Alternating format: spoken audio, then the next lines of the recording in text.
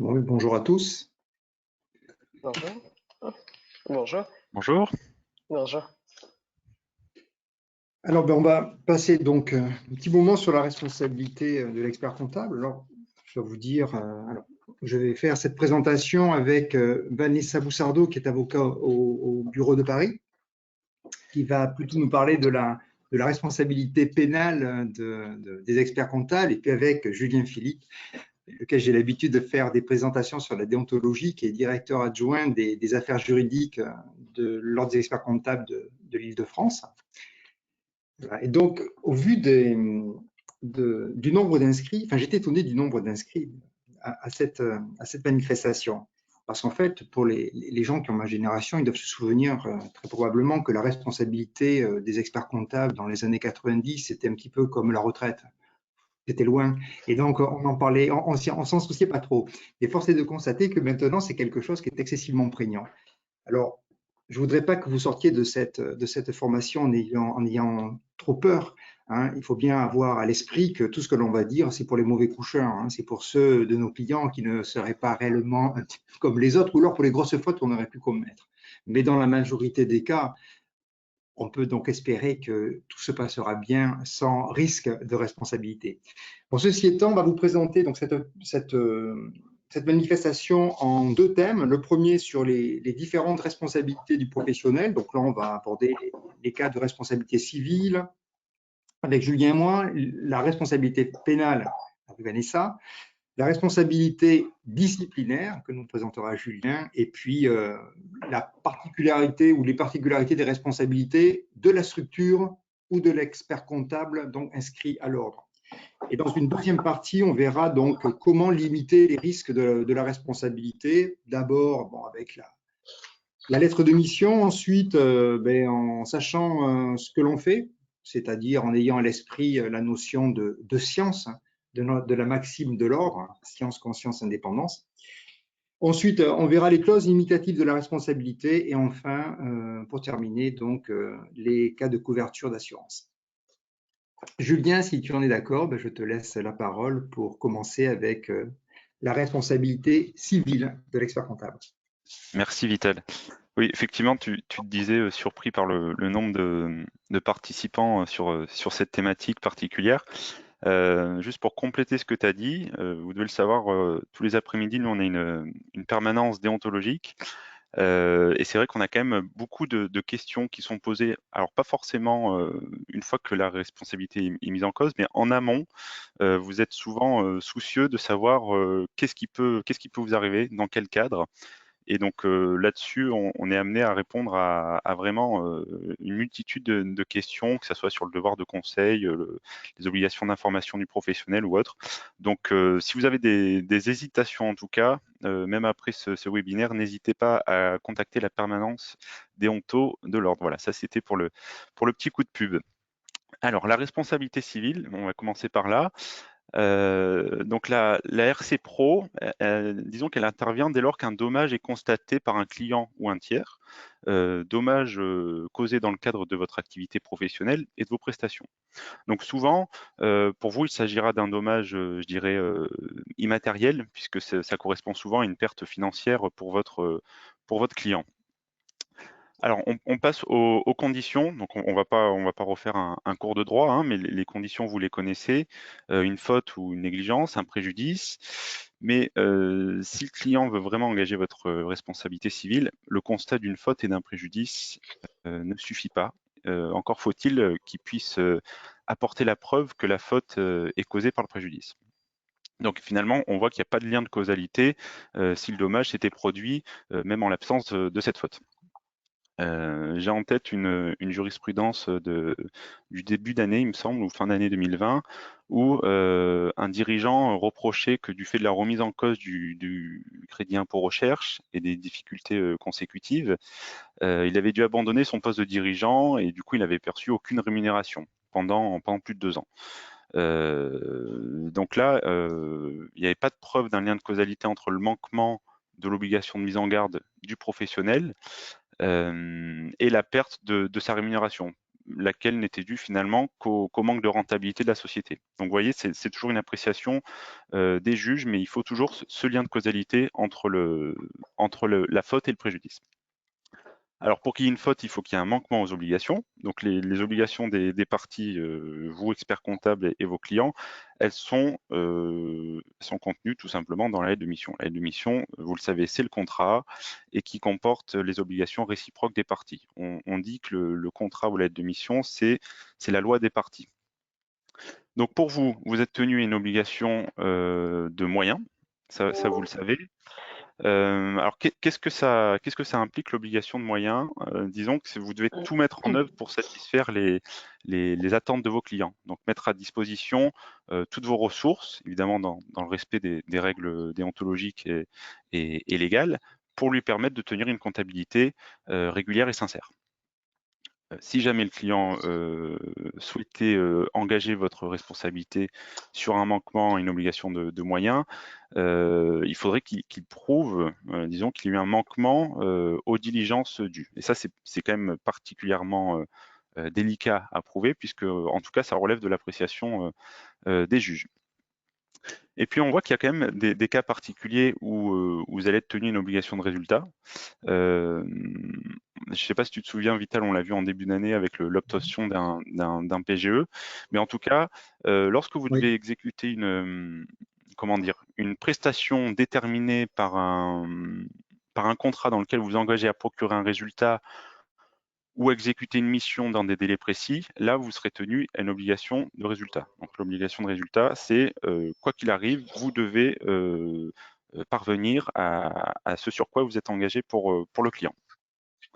Voilà. Et puis d'un autre côté, vous avez des obligations, mais le client en a également. Hein, on a des obligations réciproques, donc le client doit bien évidemment vous rémunérer. Il a un devoir d'information lorsque vous l'interrogez pour avoir des compléments d'information sur la mission. Et puis, de manière plus générale, il doit coopérer avec vous pour mener à bien, pour que la mission se déroule le mieux possible. Alors sur l'étendue de la responsabilité civile, donc il faut savoir qu'elle peut être contractuelle ou délictuelle. Là, on le voyait, on vient de le voir, vous avez tout d'abord une responsabilité contractuelle vis-à-vis de vos clients, puisque le décret de 2012 vous impose d'établir et de faire signer une lettre de mission qui va venir encadrer la relation avec votre client. Et en cas de manquement à ces obligations, la RC contractuelle pourra être recherchée. J'insiste bien sur cette notion de lettre de mission, même si on le reverra par la suite, elle est obligatoire. Voilà, donc vis-à-vis des clients, donc un fait générateur, manquement d'une partie à son obligation contractuelle, et évidemment un dommage qui correspond à l'absence de contrepartie que vous devriez normalement fournir. Et puis, il y a également, face à cette responsabilité contractuelle, vous avez une responsabilité délictuelle qui là va concerner tout tiers hors client. On peut citer les banques, un fournisseur, le repreneur d'un fonds.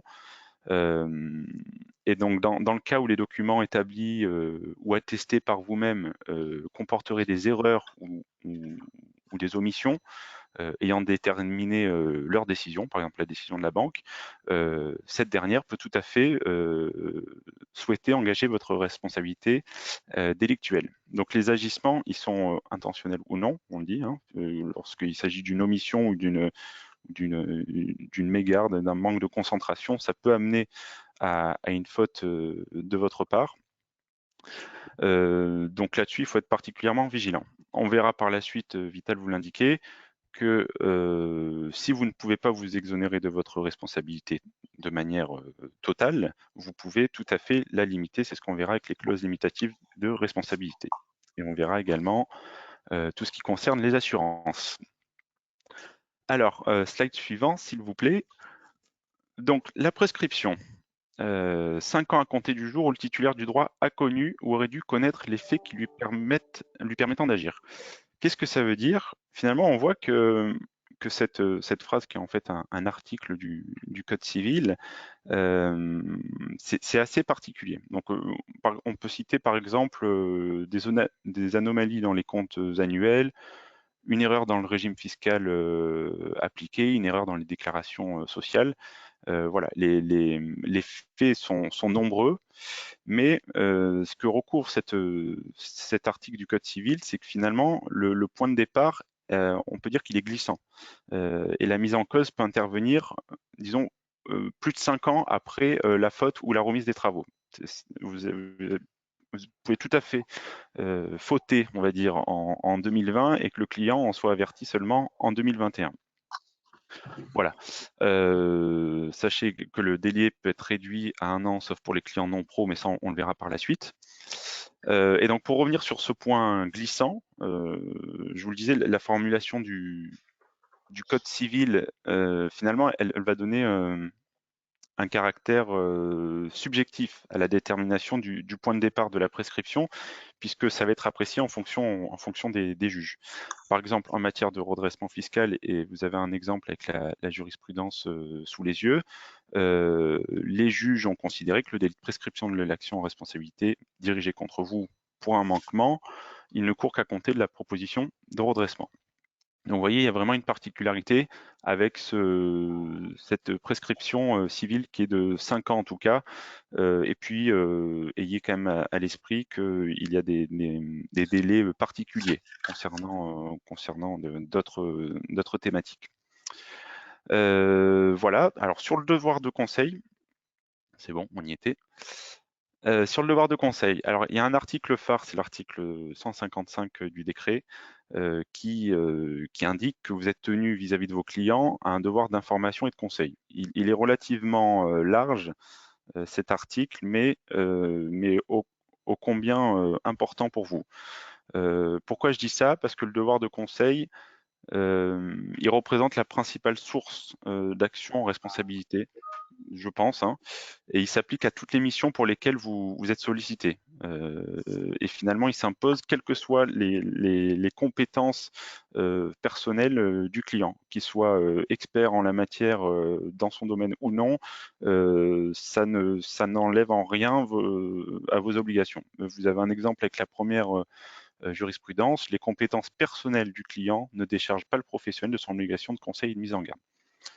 C'est pareil pour le devoir de conseil qui va au-delà des simples conseils que vous pourriez prodiguer en matière comptable. Ça va aussi, ça s'étend aux disciplines voisines que sont le juridique, le fiscal ou la gestion.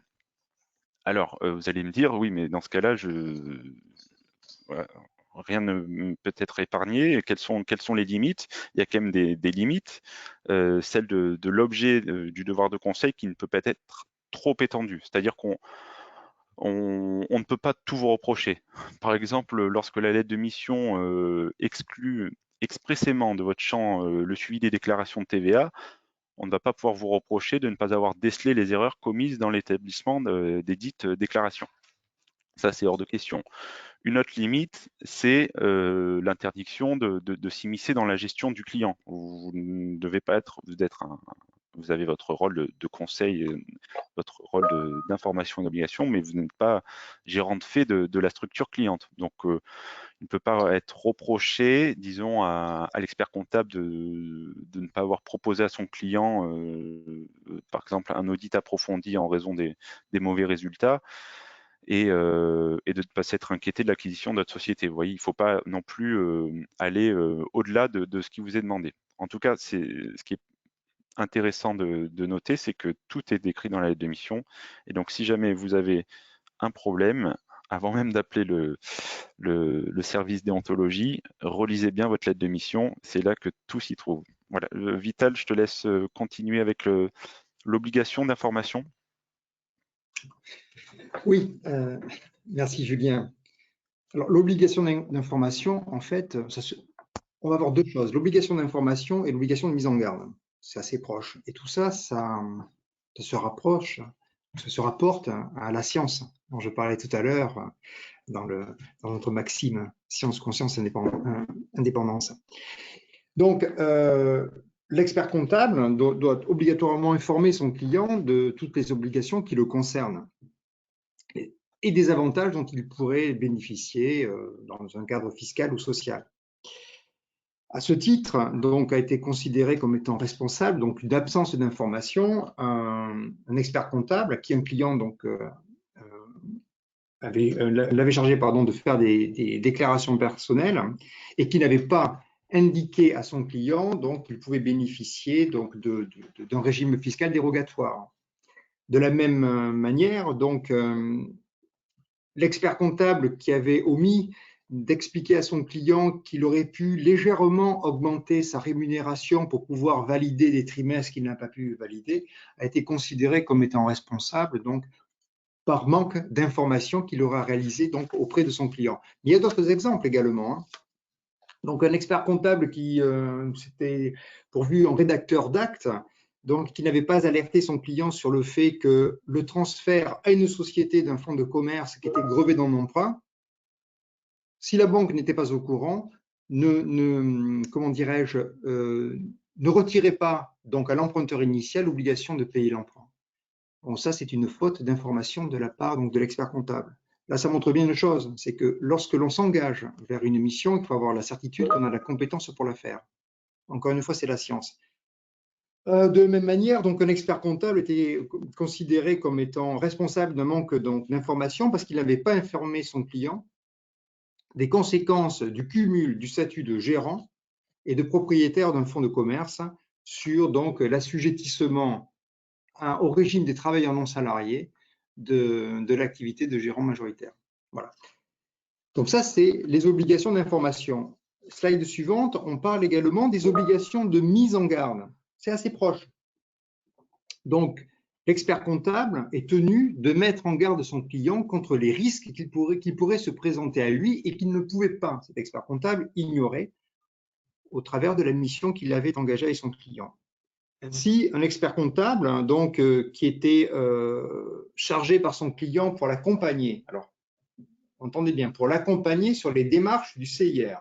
On ne dit pas que l'expert comptable est un spécialiste du CIR, il accompagne pour les démarches du CIR et qui n'émet aucune réserve sur le fait que la recherche engagée par le client n'était pas éligible au CIR, commet donc enfreint donc à son obligation de mise en garde. À l'inverse, l'expert comptable qui prévient donc son client, qui lui adresse une note dans laquelle il rappelle les principales irrégularités qu'il a constatées, ne peut pas postérieurement être considéré comme n'ayant pas rempli cette obligation. Voilà. Donc ces deux obligations, obligation donc de mise en garde, obligation d'information, sont relativement proches et ce sont donc les obligations liées aux conséquences d'une mission que l'on a engagée avec un client. C'est pas tout. Le corollaire donc à cette obligation, à ces obligations de l'expert comptable, c'est celle qui relève donc des obligations du client. C'est le devoir de coopération du client. Et ce devoir de coopération, il est inscrit, donc il provient du décret de l'article 151 du décret 2012, qui dispose que la lettre de mission comporte donc les engagements du client de fournir à l'expert comptable les informations qui lui seront nécessaires pour réaliser sa mission. Et c'est au client qu'il incombe, dans tous les cas, d'apporter la preuve qu'il a bien fourni à l'expert comptable les éléments qui lui permettent de réaliser cette mission. Julien l'a bien précisé au départ, on a une obligation générale de moyens, mais qui se traduit par une obligation de résultat lorsqu'on nous a donné les moyens de faire ce pourquoi donc ce qu'on devait réaliser.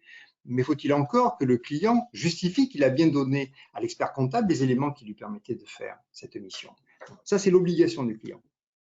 Mais en revanche, il appartient à l'expert comptable, si jamais il ne reçoit pas ces documents, de mettre en demeure son client, de le prévenir que ce client a l'obligation de lui remettre donc les documents.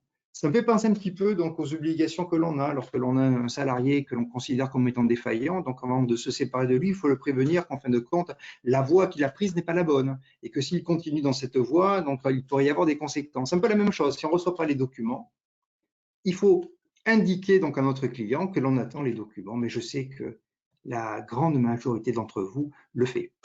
Donc sans pour autant avoir pleinement conscience de la notion de coopération du client, je sais que vous le faites, vous réclamez donc souvent par lettre recommandée les informations qui vous font défaut. Et ensuite, on peut voir également qu'il y a d'autres manquements, donc notamment ceux de diligence. Donc on va considérer qu'un expert comptable est fautif parce qu'il n'a pas vérifié le paramétrage d'un logiciel qui était manifestement erroné, alors que celui-ci entrait dans sa mission générale. Il y a également donc des fautes pour absence de compétences, donc absence de science. Donc je fais quelque chose, mais je m'assure que je sais le faire. Ou si je le délègue à un collaborateur, on va le voir plus tard, on le délègue à un collaborateur, mais il faut que je m'assure qu'en fin de compte, les choses, même si je n'ai pas tout à fait la science, comme je ne peux pas la déléguer, il faut que je m'assure qu'en fin de compte, les travaux ont été faits par quelqu'un qui avait cette compétence. Donc, on dit si l'expert comptable n'est pas tenu à une obligation de moyens, il n'empêche que le caractère erroné des déclarations qu'il a effectuées sont de sa responsabilité pour manque de compétences parce que donc, le client avait fourni à cet expert comptable l'ensemble des éléments qui lui permettaient de faire des déclarations justes. C'est l'obligation de moyens qui se transforme en obligation de résultat. Voilà. Et de la même manière, donc, contrairement, on ne peut pas reprocher à un expert comptable son manque d'anticipation. On pourrait le faire. Et dans le cas que je vais citer, on ne peut pas le faire. L'expert comptable, on avait tenté de reprocher à cet expert comptable de ne pas avoir anticipé une liquidation judiciaire à la suite d'un redressement judiciaire. On ne pouvait pas lui reprocher parce que rien ne permettait donc à l'expert comptable de savoir que ce redressement allait se transformer immédiatement en liquidation judiciaire. Donc on est responsable, mais il y a des limites donc à la responsabilité. Ce qu'il faut conserver en tête, c'est qu'il faut qu'on donne les informations à nos clients. En revanche, les clients doivent nous mettre donc en mesure de pouvoir répondre à nos obligations. Vanessa, je vous laisse parler de la responsabilité pénale. Merci beaucoup, Vital. Alors, on va effectivement poursuivre avec la responsabilité pénale qui, fort heureusement, est engagée bien moins fréquemment que la responsabilité civile. C'est heureux et c'est assez logique, puisque les experts comptables, bien évidemment, n'ont pas vocation à commettre des infractions pénales, et c'est en réalité très à la marge que nous allons voir ensemble la responsabilité pénale. Néanmoins, il est quand même nécessaire d'avoir une connaissance précise de ce qui peut malheureusement parfois être reproché aux experts comptables. Tout simplement, en ayant ces connaissances, cela évite bien évidemment de commettre des impairs qui, malheureusement, le cas échéant, sont payés très lourdement. Alors, la responsabilité pénale, par définition, une infraction pénale nécessite, et évidemment, on ne va pas faire de cours de droit pénal, ce n'est pas l'enjeu, ce n'est pas l'objet, mais simplement pour avoir les bases, une infraction pénale repose sur 3 éléments constitutifs, l'élément légal, l'élément matériel et l'élément moral. L'élément légal, c'est simplement le texte, l'article de loi qui prévoit l'infraction, puisque, comme on le dit, il n'y a pas d'infraction sans texte. L'élément matériel, eh bien, c'est le fait fautif, c'est la faute qui est commise. Et puis enfin, l'élément moral, c'est l'intention de commettre la faute. Étant précisé qu'évidemment, par moment, la jurisprudence, le législateur va se contenter de négligence, d'imprudence, et non pas d'un acte volontaire pour considérer que l'infraction est commise. Précision, aujourd'hui, la prescription en matière de délit est de 6 ans à compter de la caractérisation de l'infraction. L'expert comptable, lorsque malheureusement il se retrouve pris dans les filets de la responsabilité pénale, peut se situer dans deux cas de figure. Le cas où il est lui-même le complice, en tout cas il se voit reprocher la complicité d'une infraction principale qui est commise, ou alors, autre cas de figure, encore moins fréquent que le premier, c'est l'hypothèse de l'expert comptable qui est auteur principal d'une infraction.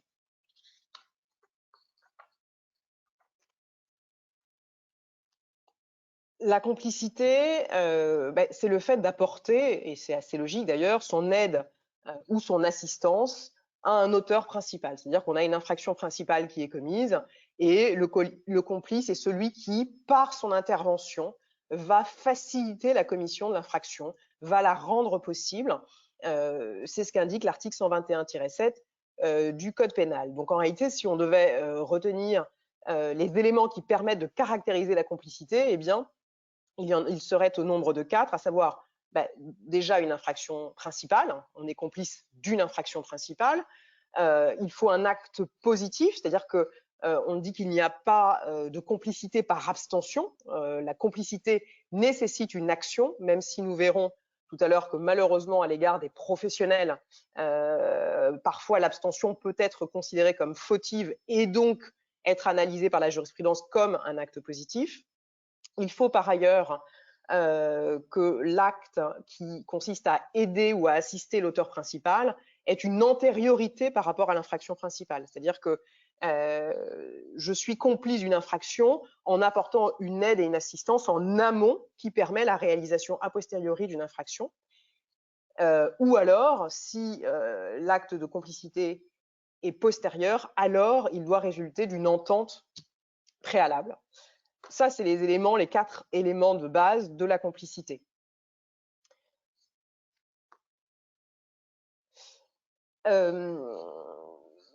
Des exemples topiques de jurisprudence s'appliquant en particulier, bien évidemment, à la situation des experts comptables.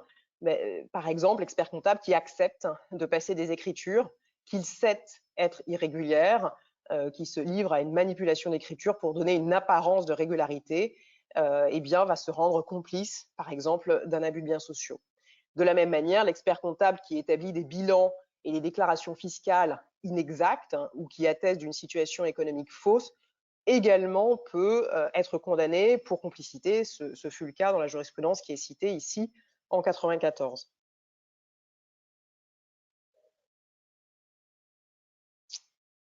Il faut par ailleurs faire attention à des situations peut-être plus spécifiques, hein, notamment le fait de passer des écritures sans en examiner la sincérité.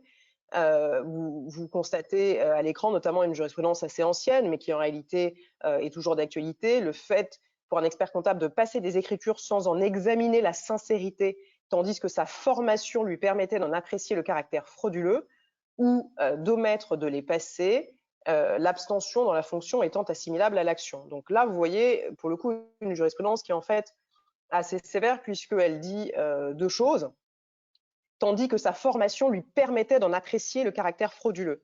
Et ça montre la logique qui est celle des juridictions pénales à l'égard de professionnels, de sachants, et donc à l'égard d'experts comptables. Le fait d'être expert comptable, bien évidemment, ne fait pas de la personne prévenue un coupable, mais la juridiction va avoir tendance à penser que précisément parce qu'elle est face à un professionnel averti d'une profession réglementée avec une compétence particulière, et bien précisément cette compétence particulière lui permettait d'apprécier le caractère frauduleux. De la même manière, toujours dans cette même phrase, l'abstention de la fonction étant assimilable à l'action. De la même manière, je vous disais à l'instant que la complicité exige un acte positif, agir et faire, donc commettre une faute. Pour autant, eh bien, pour un expert comptable, le fait de laisser faire d'une certaine manière, donc vous voyez, il n'y a pas d'acte positif, il ne s'agit pas de falsifier soi-même les écritures, mais le fait de laisser faire et d'enregistrer par exemple des écritures dont on ne peut pas ignorer le caractère irrégulier, eh bien cette abstention dans la fonction va être assimilée à une action. Donc vous voyez que ça dénote une certaine sévérité à l'égard, en l'occurrence là, de l'expert comptable, mais d'une façon générale, à l'égard du professionnel sachant qui, par sa compétence particulière, ne peut pas, d'une certaine manière, ne pas savoir ou ne pas avoir vu. Donc, vous constatez également des petits points particuliers, notamment le fait de faire attention, par exemple, à des frais de représentation passés en charge, ou alors à la régularité des décisions relatives à l'attribution des rémunérations des dirigeants. Et il appartient effectivement à l'expert comptable de refuser de maintenir une mission où, par exemple, c'est une illustration, mais par exemple, les dirigeants s'attribueraient des rémunérations de manière irrégulière. Le fait pour l'expert comptable qui constaterait cela dans une situation où précisément la société était en difficulté, eh bien, se met en risque parce qu'il lui appartenait à tout le moins de sortir de cette mission pour ne pas, d'une certaine manière, la valider. Donc ça, c'était entre guillemets les aspects généraux de la complicité, les éléments qui permettent de comprendre comment fonctionne la complicité, un acte positif antérieur à l'infraction principale avec une intention particulière. Mais on a décidé de vous faire aujourd'hui un focus peut-être plus particulier sur la complicité d'exercice illégal. Parce que en réalité, c'est une infraction pénale qui concerne de plus en plus les experts comptables. L'exercice illégal de la profession d'expert comptable, ça va sous le sens, c'est le fait d'accomplir des actes comptables au sens de l'ordonnance de 45 sans être inscrit au tableau de l'ordre. Donc, bien évidemment que ça ne peut pas concerner l'expert comptable, en tout cas dès lors qu'il est inscrit. Mais de plus en plus, les juridictions sont amenées à avoir comme prévenus non seulement des auteurs d'exercice illégal, mais malheureusement, à leur côté, en qualité de complices de cette infraction, des experts comptables. Il y a quelques années, les experts comptables n'étaient pas poursuivis, en tout cas devant les juridictions correctionnelles, elles se concentraient sur cet exercice illégal. Depuis plusieurs années maintenant, je dirais peut-être 5-6 années, on constate de plus en plus une poursuite qui est, entre guillemets, qui vise à la fois l'expert comptable, enfin l'illégal et l'expert comptable. C'est pour ça qu'il est important peut-être de faire un point en particulier sur cette couverture d'exercice illégal qui est un cas particulier de complicité. Alors, la couverture d'exercice illégal, en réalité, englobe plusieurs situations.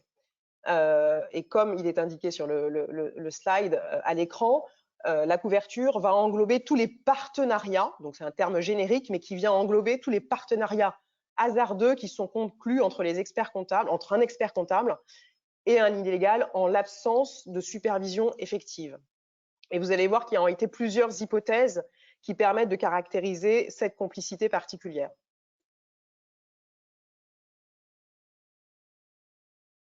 Alors, le slide suivant, s'il vous plaît. Merci beaucoup. Alors, la première hypothèse, c'est l'hypothèse de la sous-traitance. Évidemment, sous-traitance irrégulière. Les juridictions pénales, en l'occurrence, vont être amenées à connaître, bien évidemment pas des sous-traitances régulières qui respectent l'ensemble des exigences, mais des sous-traitances qui, en réalité, n'en sont pas. L'expert comptable qui aurait besoin de sous-traiter la saisie comptable, par exemple, pourrait bien évidemment le faire dès lors qu'il conclut un contrat de sous-traitance avec son sous-traitant, dès lors qu'il a, lui, bien évidemment, une lettre de mission qui le lie à son client, dès lors que le client le rémunère, lui, expert comptable, pas de difficulté. En réalité, les situations qui arrivent devant les tribunaux correctionnels sont des situations de sous-traitance totalement inversées. Ce n'est pas l'expert comptable qui a un besoin d'une certaine manière de main-d'œuvre, c'est l'inverse. Ce sont des illégaux qui ont une clientèle pour laquelle ils font la comptabilité et qui, dans une logique inverse, cherchent un expert comptable, non pas pour superviser, mais pour viser ce qu'ils ont fait. Et qui, en réalité, pour dire les choses telles qu'elles sont, eh bien, cherche un expert comptable qui monnaie en fait un coup de tampon, purement et simplement. Et c'est ce qui apparaît de plus en plus devant les tribunaux, et là depuis pas mal d'années. Donc les juridictions regardent, est-ce qu'il y a une lettre de mission? En réalité, il n'y en a pas entre l'expert comptable et le client. Dans ces situations-là, malheureusement, l'expert comptable ne connaît pas les clients, et lorsqu'il est interrogé, parce que malheureusement, ça aboutit à des gardes à vue, ça aboutit à des auditions libres, donc à des situations quand même difficiles à vivre, très vite, l'évidence apparaît, puisqu'il ne connaît pas le nom des clients, il n'a pas les dossiers, on lui demande ce qu'il a fait, et puis très souvent, ça va être la reconnaissance d'un vague, et encore, dans les meilleurs des cas, des situations, contrôle de cohérence. Et la jurisprudence là-dessus est extrêmement claire. Il appartient à l'expert comptable, bien évidemment, eh bien, le simple contrôle de cohérence n'a pas lieu d'être. C'est pas ce qu'on lui demande. Et les juridictions vont constater qu'on est non pas dans une sous-traitance régulière, mais dans un partenariat qui s'habille sous les apparences d'une sous-traitance qui en réalité n'en a que les apparences. Et dans ces situations-là, experts comptables et illégal sont condamnés. Alors, slide suivant, autre hypothèse, c'est l'hypothèse du salariat. Alors de façade évidemment, puisque le salariat classique par définition ne pose pas de difficulté. À une certaine époque, les illégaux, tentant tant bien que mal de régulariser une situation qui en réalité ne l'est pas, passaient par l'habillage juridique consistant à devenir les salariés de leurs clients. Ça aboutissait à des situations dans le cadre desquelles eh bien, on avait un multisalariat et des illégaux qui se présentaient, parce que poursuivis malgré tout, avec un nombre très important de contrats de travail, venant dire, vous voyez, il n'y a pas d'exercice illégal parce que le critère de l'autonomie, de l'indépendance n'est pas rempli, puisque précisément j'agis sous la responsabilité d'une certaine manière de mon employeur. Sauf que les juridictions, bien évidemment, qui ne se contentent pas de l'apparence, constataient, parce que c'est vrai que cette situation, on ne l'a plus véritablement aujourd'hui, constataient qu'il n'y avait pas de véritable lien de subordination entre le client et l'illégal, puisque l'illégal, en réalité, faisait la comptabilité de manière totalement autonome et la délivrait à son client sans que celui-ci n'ait la moindre appréciation. Donc, ces situations-là de multisalariat conduisaient à des condamnations pour exercice illégal. Aujourd'hui, le salariat conduit également à la condamnation pour couverture de l'expert comptable. Pourquoi?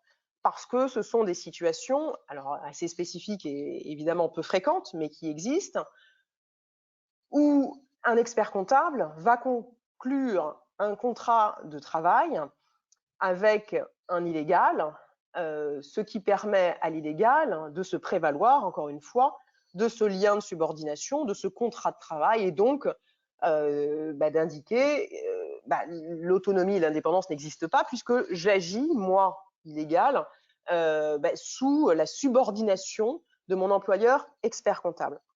Et dans des situations comme celle-ci, et j'ai notamment en tête une décision assez récente, en tout cas encore récente, de 2017 du tribunal correctionnel de Paris, face à des contrats de travail entre experts comptables et illégal, eh bien, condamnation de l'illégal pour exercice illégal en l'occurrence, et de l'expert comptable pour complicité.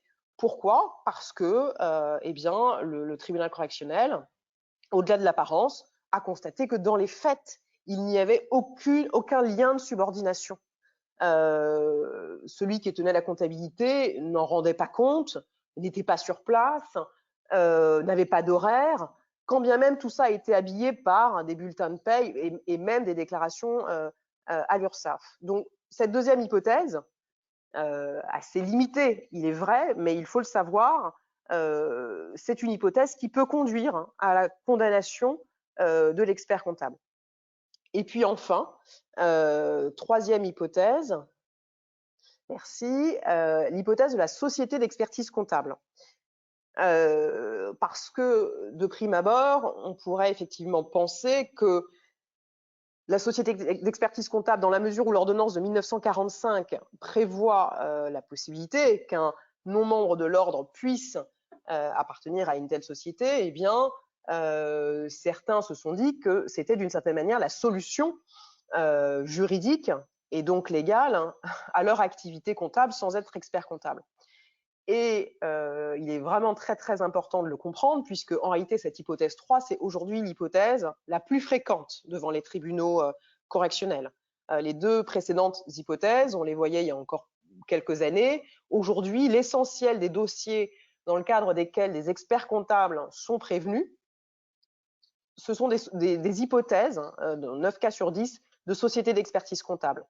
Pourquoi? Eh bien parce que certes, la société est inscrite au tableau, certes, il y a un expert comptable, mais dans les faits, et encore une fois, la jurisprudence, les juridictions ne se limitent pas à l'apparence de régularité. Dans les faits, on va se rendre compte que l'expert comptable n'est pas présent, ne connaît pas les clients, et qu'en réalité, on a un non-membre de l'ordre qui est seul maître à bord.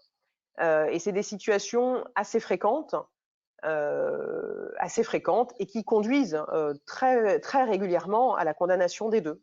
L'auteur principal, c'est-à-dire le non-membre de l'ordre, pour exercice illégal, et l'expert comptable pour complicité de cet exercice illégal, et encore une fois, alors même que les deux se prévalaient de cette entité juridique que constitue la société d'expertise comptable. Donc, c'était la troisième et dernière hypothèse, mais qui a véritablement son importance. Pourquoi? Parce que la conclusion, en tout cas, à ces trois hypothèses, c'est que ce que vont regarder les juridictions, c'est est-ce que l'expert comptable contrôle, supervise, ou est-ce qu'en réalité, on est en présence d'un non-membre de l'ordre qui est complètement libre, même s'il a, entre guillemets, la casquette du salariat, même s'il est sous le couvert d'une société d'expertise comptable. Dans les faits, si l'expert comptable n'est pas présent, ne connaît pas les dossiers, ne connaît pas les clients, ne signe pas les lettres de mission, et j'en passe, et se contente, de temps en temps, d'un vague contrôle de cohérence. Et vous voyez la jurisprudence en ligne de la Cour d'appel de 2015, mais d'ailleurs, il y a même des décisions plus récentes qui ont confirmé ce positionnement, notamment en 2017, la Chambre criminelle de la Cour de cassation, qui vient sanctionner ces situations. Voilà, c'était la troisième hypothèse, mais une hypothèse, pour le coup, d'actualité et importante. Donc, ça clôturait d'une certaine manière la question de la complicité. Vous avez vu donc les différents critères de la complicité avec le cas particulier de la complicité d'exercice illégal. Deux autres questions pour conclure l'aspect pénal, mais questions qui peuvent se poser. La première, l'usage abusif du droit de rétention peut-il constituer un abus de confiance? Donc ça, pour le coup, c'est une question qui peut se poser de manière assez prégnante et concrète. Donc l'abus de confiance, vous avez l'article, c'est l'article 314-1 du Code pénal, qui est le fait par une personne de détourner au préjudice d'autrui des fonds, des valeurs ou un bien quelconque qui lui ont été remis et qu'elle a accepté à des fins particulières. Donc le bien quelconque, ça pourrait très bien être un dossier avec des éléments comptables. Alors, ce qu'il faut, à mon sens, retenir, c'est que pour ne pas être en risque au regard de la loi pénale et donc de l'éventuel abus de confiance, c'est que on peut retenir que les éléments et les documents établis par soi-même. C'est-à-dire que, bien évidemment, on a des pièces comptables qui sont remises à l'expert comptable. L'expert comptable qui refuse de remettre son travail, sa plus-value, on ne pourra pas lui reprocher. En tout cas, il y aura un vrai débat. En revanche, les pièces comptables, les éléments qui appartiennent au client, quand bien même il y a une difficulté d'honoraires, ne peuvent pas être retenus, sauf à prendre le risque de l'abus de confiance. D'une façon générale, il y a d'ailleurs peu de jurisprudence sur ces questions parce que c'est vrai que la question du droit de rétention, le cas échéant abusif, se règle essentiellement d'un point de vue civil, voire et ou disciplinaire, mais très honnêtement, les jurisprudences sur cette question-là d'un point de vue pénal sont quand même très limitées. Enfin, dernière question, je découvre que l'un de mes clients a établi de fausses factures. Quelle attitude adopter?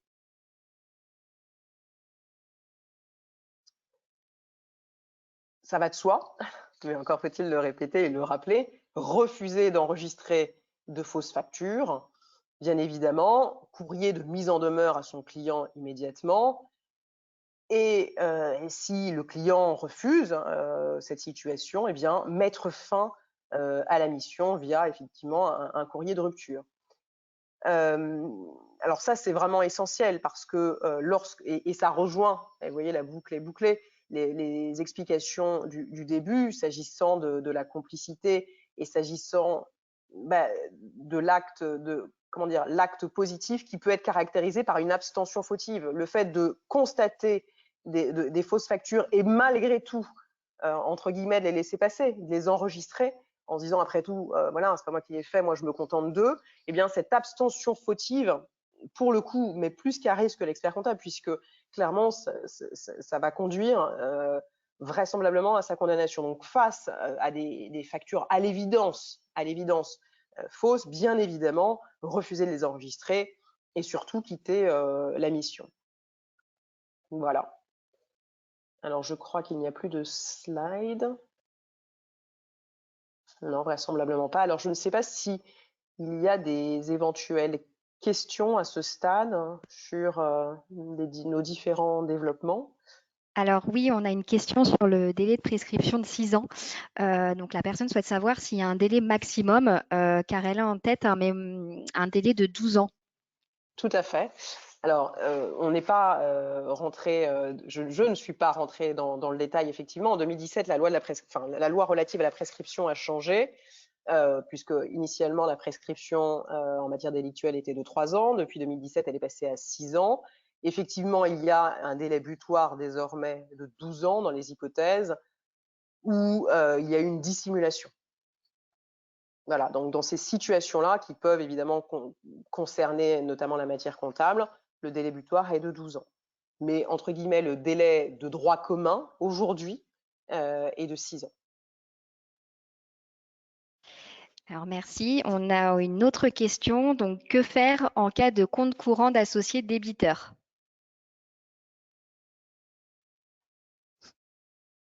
Alors, là, pour le coup, c'est une question qui peut avoir des réponses multiples. Je ne suis pas sûre d'ailleurs qu'elle concerne directement, exclusivement l'aspect pénal. Il n'y a pas de précision davantage s'agissant de cette question en particulier? Alors non, on n'a pas d'autres précisions. D'accord. Je ne sais pas si Julien ou Vital, vous souhaitez peut-être apporter une précision sur cet aspect-là? D'accord, c'est ce qui se passe avec un compte courant de débiteur, hein, c'est ça? Donc, Oui, mais c'est vrai que Oui. c'était un risque limité. Donc, on nous a appris à l'école qu'en fait, c'était un risque pénal. Hein, donc, c'était une infraction pénale. Faut-il encore, mais Vanessa est mieux placée que moi pour le dire, que le procureur se saisisse du problème. Hein, il faudrait encore que le compte courant soit nettement débiteur. Ensuite, on est bien d'accord, c'est que sur les sociétés à risque limité. Hein, donc, il n'y a pas de problématique de cette nature dans une SNC, dans une société civile ou autre. Ensuite, se pose la question de savoir s'il y a un risque au niveau fiscal. Donc oui, il y a un risque au niveau fiscal, c'est-à-dire que l'administration considère que en fait, le compte courant débiteur est une distribution tant que l'associé n'a pas remboursé ou justifié remboursé le montant à la société. Ceci étant, ça s'arrête là, hein, puisque l'administration préfère les comptes courants débiteurs aux comptes courants créditeurs. Ça paraît curieux, mais un compte courant créditeur, souvent, c'est pas d'où vient l'argent. Un compte courant débiteur, l'administration sait où est parti l'argent, dans la poche donc de l'associé. Donc ça lui pose toujours moins de problèmes. Donc vous auriez, à la limite, hein, ce que je veux dire, c'est que la responsabilité de l'expert comptable qui a validé un compte courant débiteur, d'accord, il se dit c'est bien un compte courant, un compte courant créditeur, pardon. Il a un compte courant créditeur, c'est très très bien. Donc, l'associé a fait des apports à la société, mais vous devez vous assurer de la capacité de l'associé à faire ses apports et vérifier qu'en fin de compte, ces apports ne viennent pas de trucs un petit peu louches. Et puis, on pourrait toujours vous dire, mais vous n'avez pas conservé dans vos travaux la justification antérieure du compte courant, parce que moi, monsieur l'expert comptable, moi, monsieur le juge, le compte courant, je l'avais apporté dans la société en 2008. Et l'expert comptable, il n'a pas conservé les documents qui pouvaient justifier donc la déduction de ce compte courant. Donc, si l'administration le remettait en cause, je pense que si on n'a pas les éléments qui permettent de le retracer, un mauvais coucheur pourrait venir nous chercher en responsabilité, puisque dans tout cela, c'est ce que j'aurais dû dire en introduction, on est quand même des clients intéressants parce qu'on est assuré. c'est ça, et donc solvable. Donc salvable. Et malheureusement, le risque est là. C'est que lorsque on cherche un responsable, on cherche malheureusement avant tout un payeur. Et voilà, l'auteur classique est souvent insolvable. L'expert comptable, vraisemblablement, l'est. Il a sa responsabilité et lorsqu'il est en faute, la responsabilité peut être exclue en fonction des situations, mais il est lui véritablement en risque au regard de éventuellement, le cas échéant, de son patrimoine. Voilà, bon, pour résumer ce que j'ai dit, donc compte courant débiteur, c'est un risque, on a appris à l'école que c'était pas bien, mais je pense que le risque de remise en cause est plutôt un compte courant créditeur qu'on n'aurait pas justifié. Qu'on ne pourrait pas justifier. Vanessa, Alors, je ne sais pas si tu avais terminé, s'il y a d'autres questions. alors oui, Oui. on a une dernière question. Donc, en cas de fausse facture, est-il obligatoire de contacter Tracfin? Tracfin, alors déjà, Tracfin, l'objectif, c'est évidemment de lutter contre le blanchiment. La fausse facture, c'est pas forcément du blanchiment. Ça peut être bien évidemment les prémices du blanchiment, mais ça dépend bien évidemment de quoi l'on parle. Il y a fausse facture et fausse facture. Bien évidemment, dès lors qu'on a une fausse facture, il y a une faute pénale, donc un risque pénal. Donc l'enjeu n'est pas de dire que ce n'est pas grave, c'est toujours grave. La faute facture, quel qu'en soit le montant, de toute façon, ne peut pas être acceptée, sauf à se mettre en risque. Après, va se poser, entre guillemets, l'enjeu. De quoi parle-t-on? Et si effectivement on est en présence d'une situation qui laisse soupçonner des origines frauduleuses et une traçabilité suspecte, alors bien évidemment la question de Tracfin va se poser de manière effective, bien sûr, mais pas pour une fausse facture peut porter sur des centaines d'euros. Donc bien évidemment tout est une question de mesure, mais en tout cas même quelques centaines d'euros, l'expert comptable ne valide pas cette fausse facture. C'est ce que je crois qu'il faut retenir. C'est dès lors qu'il y a un doute sur la régularité de la facture, par définition on refuse de l'enregistrer. Ensuite, évidemment, si on est face à une situation suspecte d'origine des fonds, de traçabilité des fonds, alors là, évidemment, se pose la question de Tracfin, évidemment. Après, il ne faut pas perdre de vue qu'il n'y a rien de plus qui ressemble à une fausse facture qu'une vraie facture. C'est la même. Bien évidemment, bien évidemment. Donc, Elle n'est pas causée, la facture. Donc, c'est souvent difficile de savoir que la facture n'a pas de cause. bien sûr, bien sûr. Alors, la responsabilité disciplinaire. Je m'excuse pour les petites coquilles sur le mot responsabilité, c'est de ma faute. Donc oui, je sens un petit peu la crainte monter dans les questions chez les participants. Donc jamais 203. Après la responsabilité civile et pénale, voici la responsabilité disciplinaire. Alors disciplinaire, pourquoi? Ben, vous le savez, en tant que professionnel réglementé, vous êtes soumis à un code de déontologie. Et cette déontologie, finalement, il faut l'analyser comme un gage de confiance envers vos clients. Donc finalement, cette déontologie qui dicte les bons comportements adoptés et ceux à proscrire, il faut avoir à l'esprit qu'il y a plus d'avantages de s'y conformer et de la maîtriser que d'inconvénients. Par contre, si vous ne la maîtrisez pas, c'est là que peut intervenir que peut rentrer en jeu votre responsabilité disciplinaire. Et je dis souvent que le concept de déontologie présuppose celui de responsabilité. Donc la responsabilité disciplinaire, finalement, c'est quoi? C'est toute infraction aux règles professionnelles, tout manquement à la probité, à l'honneur, même qui ne se rapporterait pas à des faits qui sont liés à votre activité professionnelle, et ben potentiellement ça vous expose à une mise en cause et à des sanctions disciplinaires.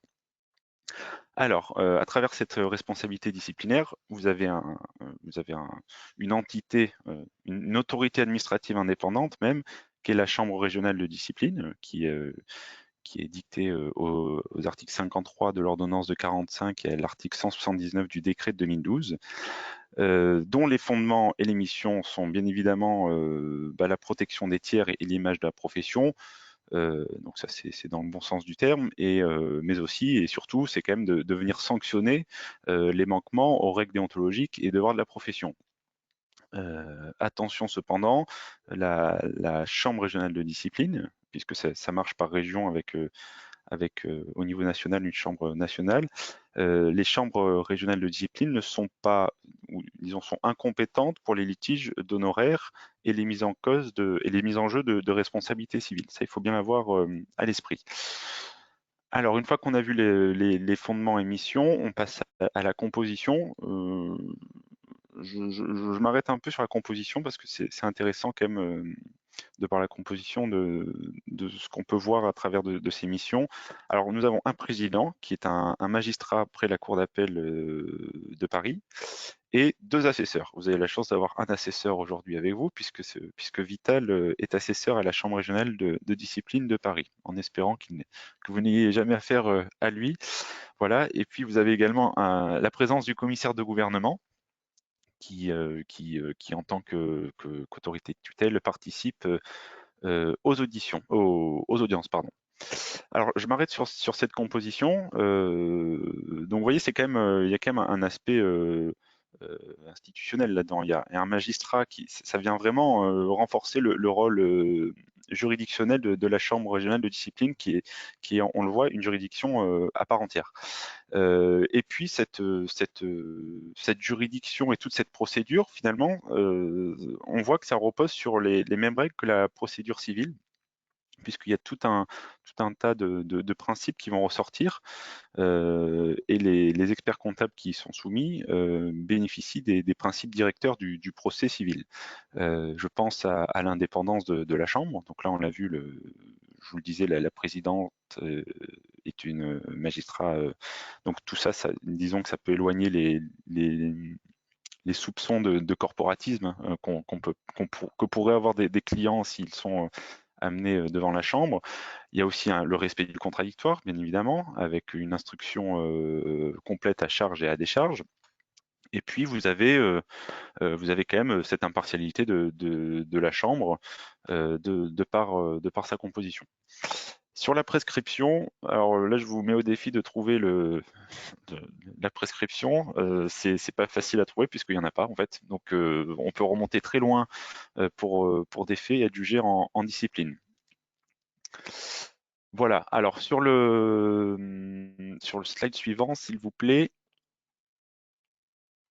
Voilà. Donc la saisine, il y a différentes personnes qui peuvent saisir la Chambre régionale de discipline. Tout d'abord le conseil régional pour un contrôle qualité, des observations d'un contrôle qualité qui serait resté sans suite et qui aurait donné suite à un article 31 par la suite.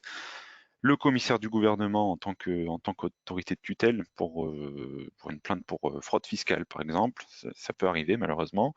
Le comité lab ou plus généralement et plus souvent toute personne qui a un intérêt à agir. Donc les personnes qui ont un intérêt à agir, ça peut être les clients, bien évidemment, si vous avez manqué à vos obligations, par exemple si vous avez violé votre obligation de secret professionnel, ou un confrère. On a quand même régulièrement des plaintes entre experts comptables, et on peut citer cet exemple de transfert de clientèle qui peuvent amener à ce type de plainte. Alors, les spécificités, je m'arrête un peu sur le positionnement de la Chambre par rapport aux autres, par rapport au civil et au pénal. On a ce qu'on appelle un découplage des procédures, en ce sens que les procédures disciplinaires civiles et pénales n'ont aucune incidence entre elles. Alors, il y a certes l'autorité de la chose jugée qui indique que le juge disciplinaire est tenu par les constatations de faits retenus par le juge pénal et qui sont le support nécessaire à cette décision. Toutefois, la Chambre régionale de discipline, je vous le disais, c'est une autorité indépendante, et donc la règle selon laquelle, et Vanessa, tu me dis si je me trompe, le criminel tient le civil en l'état, est inapplicable en matière disciplinaire. Donc, en l'absence de sanctions pénales définitives, par exemple pour complicité d'exercice illégal de la profession, la Chambre n'est pas tenue de surseoir à statuer jusqu'à ce que le juge pénal se prononce sur les mêmes faits. Tout à fait. Voilà, donc ça c'est important de l'avoir à l'esprit. Disons qu'une procédure civile ou pénale qui sont parfois relativement longues devant les tribunaux, on connaît l'engorgement des tribunaux, n'empêche pas la Chambre de discipline de se saisir d'un dossier. Diversité, parce que ça concerne les experts comptables, personnes physiques, personnes morales. Ça peut concerner également les experts comptables stagiaires ou les experts comptables honoraires. Voilà. Et j'ai indiqué également pédagogie, et ça on en revient au rôle de l'assesseur. C'est toujours mieux d'être jugé par ses pairs. Donc il y a quand même un aspect, disons, de dialogue et de compréhension qui passe d'autant mieux. Disons que la présence des assesseurs, c'est une vertu pédagogique. Je pense que les experts comptables qui passent en chambre de discipline accepteront d'autant mieux les contraintes et obligations si elles viennent de leur père. Voilà. Donc les sanctions, elles sont multiples, réprimande, blâme, suspension et radiation. Donc la suspension, elle peut être avec sursis ou non. Donc ça, c'est des sanctions professionnelles et il n'y a pas de sanctions pécuniaires. Pas de versement de dommages-intérêts. Toutefois, il y a une ordonnance de 2016 qui prévoit qu'en cas de manquement en matière de lutte anti-blanchiment, l'expert comptable ou même ses collaborateurs peuvent faire l'objet d'une sanction pécuniaire. Donc on n'a pas eu jusqu'à présent à devoir infliger des sanctions pécuniaires, mais peut-être que ça arrivera un jour. Voilà. Peut-être une petite stat, on a à peu près 25 dossiers disciplinaires par an. Donc voilà, vous vous dites sûrement, bon ben moi je serai jamais concerné par une plainte disciplinaire. Et malheureusement, ce qu'on entend avec les experts comptables qui sont auditionnés, c'est souvent la même phrase. Ben, en 30 ans de carrière, ça m'est jamais arrivé. Donc voilà, je ne sais pas pour vous effrayer, mais ça peut arriver malheureusement. Alors, les décisions disciplinaires, vous avez quelques exemples sur des attitudes ou comportements irrespectueux. Donc ça a souvent donné lieu à des réprimandes.